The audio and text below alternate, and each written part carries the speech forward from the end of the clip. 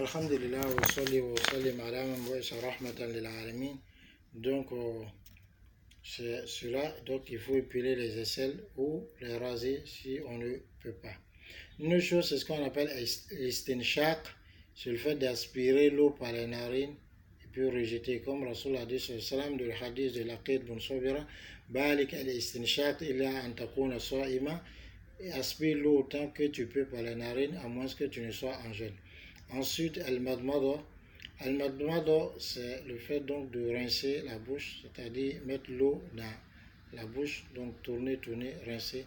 Ensuite, al-istinja, qui est le fait de suyer la trace de l'impureté, que ce soit l'impureté venant du sexe ou de l'anus. Dans un hadith d'Abu Huraira, l'hadith est unanimement reconnu authentique. Rasul a dit sallallahu alayhi wa sallam, khamsun min al-fitra. 5 actes font partie de la saine nature. Il a cité al-khitan, c'est-à-dire la circoncision et l'excision. Il a cité al-istidad, donc c'est-à-dire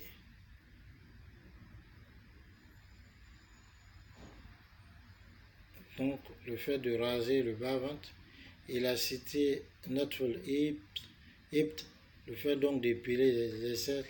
Il a cité Qos Susharib, donc le fait de diminuer les moustaches. Wataklim al-Azafir, le fait de couper alors les ongles. L'hadith est unanimement reconnu authentique. Il y a un hadith de Anas radhiyallahu anhu, rapporté par Muslim.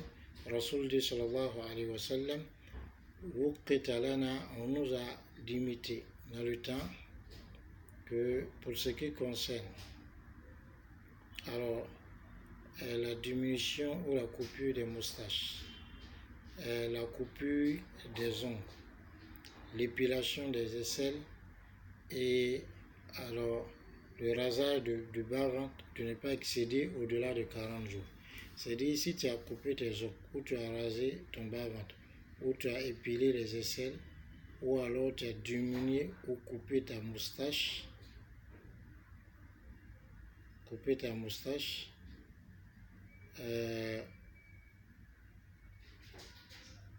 aujourd'hui, si ça a trop duré, c'est après 40 jours que tu dois couper encore. Dans le hadith de Aïcha radhiyallahu anha, rapporté par Muslim, Rasul sallallahu alayhi wa sallam a dit qu'il y a 10 choses qui font partie de la saine nature.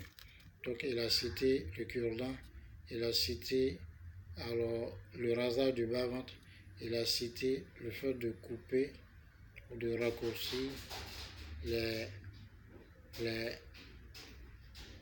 moustaches, le fait de laisser pousser la barbe, le fait de couper les ongles, le fait de laver entre les nodosités des doigts, le fait de faire al-khitan, c'est-à-dire la circoncision, l'excision, le fait donc de piler les aisselles, l'istinja, le fait donc de faire le istinja, c'est-à-dire nettoyer la trace des impuretés sortant du sexe et de l'anus avec de l'eau. Et Mus'ab ibn Shayba, l'un des rapporteurs de ce hadith de Aïcha rapporté par Muslim, il a dit, j'ai oublié la 10e des choses, parce que dans ce hadith il a cité 9 choses, j'ai oublié la 10e des choses, à moins qu'il ne s'agisse de al-madmada, le fait de rincer, le rinçage de la bouche. Chers frères et sœurs, voici un certain nombre d'actes. Donc premièrement, cette leçon donc, c'est la première leçon du chapitre 2. Chapitre 2 donc qui s'intitule comme suit, c'est-à-dire les petites ablutions et les règles qui s'y rapportent. On voit la première leçon qui est la satisfaction des besoins naturels, c'est-à-dire aller à la selle, uriner, et les actes ou les vertus de la saine nature.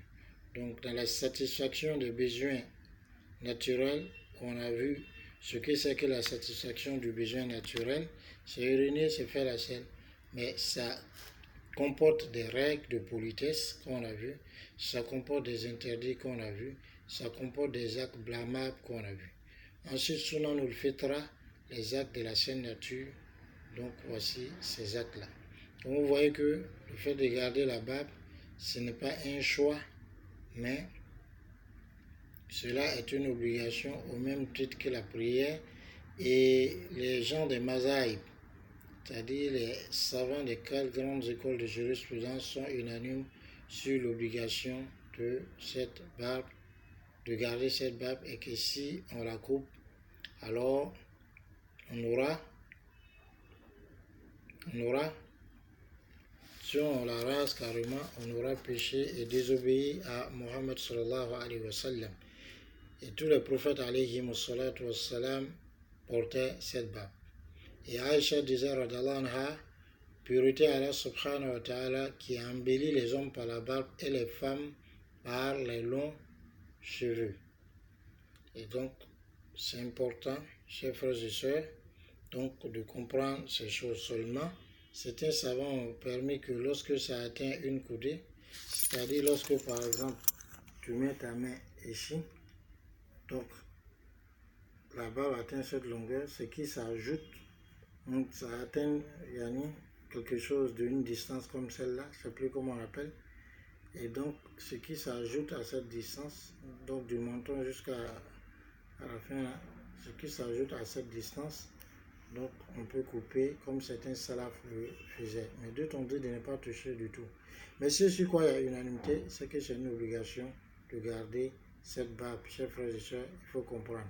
En plus de cela, il y a les coiffures. Rasoul sallallahu alayhi wa sallam, même si ce n'est pas dans les actes de la saine nature, mais par analogie on va en parler, il est interdit en il-qaza'i, le fait qu'on rase une partie de la tête et qu'on en laisse une autre partie. Il a dit c'est énormément reconnu authentique. Comme les pinches que les gens font, ou bien les rats Congo, ou bien comme on dit c'est les barracounda, ils rasent une partie, ils laissent partie, ou souvent on voit sur certaines ethnies, ce n'est pas bon. De même, la femme ne se rase pas comme cela est connu.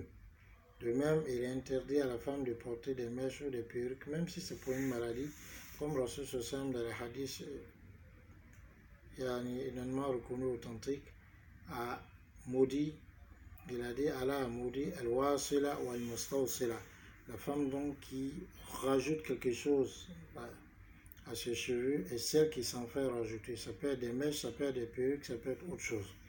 De même, al-washima ou al-washimat ou al-mustawshimat, donc les femmes donc qui font l'épilation de leurs cils et sourcils, tout cela tombe sous le coup de la malédiction d'Allah subhanahu wa ta'ala, c'est-à-dire ils sont éloignés de la miséricorde d'Allah, c'est ça la malédiction. Et quand on est mécréant, on est éloigné de la miséricorde d'Allah de façon complète. Mais quand on est musulman, on est éloigné de sa miséricorde de façon partielle, mais cela est quand même dangereux.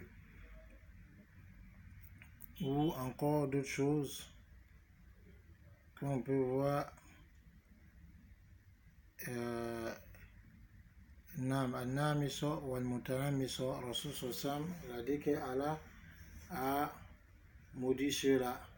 An-namiso wal mutanamiso, c'est celle qui épile les cils, les sourcils, tout ça. Maintenant, al-washima wal mustashima, c'est ceux qui mettent des tatouages. Le type de tatouage, ça ne peut pas quitter le corps, ça reste là. Donc cela est interdit. Donc les hommes et les femmes devaient faire attention à cela. De même, Rasulullah sallallahu alayhi wa sallam, il a maudit les hommes qui imitent les femmes et les femmes qui imitent les hommes. Donc, que ce soit dans la démarche, que ce soit dans la façon de parler, que ce soit dans l'habillement et autres, donc cela n'est pas permis. Donc, on devait faire attention à cela en tant que musulman pour ne pas tomber dans la colère d'Allah subhanahu wa ta'ala, car il nous accorde la bonne compréhension et la bonne pratique et la meilleure propagation, car il nous accorde la bonne compréhension. Assalamu alaikum wa rahmatullah wa barakatuh.